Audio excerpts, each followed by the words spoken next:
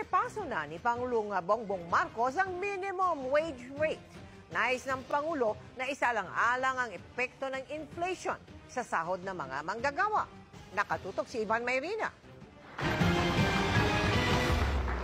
Ngayong araw ng paggawa, may utos si Pangulong Bongbong Marcos sa Regional Tripartite Wages and Productivity Boards to initiate a timely review of the minimum wage rates in their respective regions with due consideration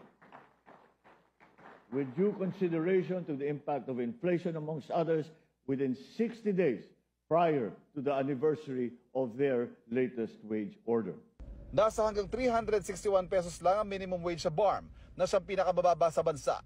Kasunod ng huling aumento rito na 20 pesos itong Pebrero. Pinakamataas naman sa Metro Manila na hanggang 610 pesos. Kasunod ng huling aumento rito na 40 pesos noong Hunyo taong 2023. Minsan lang pwede magtaas ang sahod sa loob ng isang taon.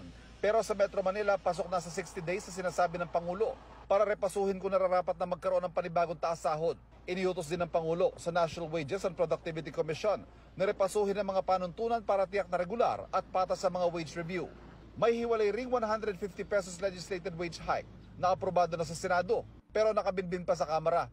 Legislated man o galing sa Regional Wage Board, approve ang dagdag sahod sa National Anti-Poverty Commission. Importante ang kagyat na dagdag na sahod sapagkat gaya nga po nasabi niya rin kanina during his speech ay grabe rin ang pagtaas ng ilang mga pangunahing presyo ng bilihin.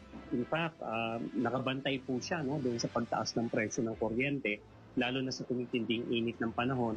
Kaya tingin ko nararapat lamang yung ganung panawagan ni President Bongbong Marcos. Sinubukan namin kunin ang panig ng Employers Confederation of the Philippines o ECO pero hindi pa sila sumasagot sa aming mga tawag.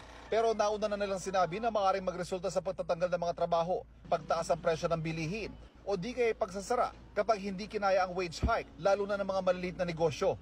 Mahigit 90% po ng ating mga existing enterprises ay nasa kategorya ng micro, small and medium enterprises. So sa atin pong pagtitingin sa pangangailangan ng mga manggagawa, binabalanse po natin yan sa kapasidad o kakayahan ng mga employers. Mahalaga rin kasing maraming trabaho, kaya ang atas ng Pangulo sa Kongreso ay ang pagpasa ng mga batas para maparami yan. Marami rin naman ng malilikhang trabaho ang mga investment na pumapasok sa bansa. Pinatututukan din ng Pangulo sa DOLE ang underemployment sa pamamagitan ng mga skills training para mas akma ang kakayahan ng mga Pinoy sa mga trabaho dito man sa bansa o abroad. Para sa mga OFW naman, may utos din ng Pangulo sa Department of Migrant Workers. Let us continue to mobilize the 2.8 billion peso Action Fund and provide protection for distressed OFWs to provide forms of assistance to OFWs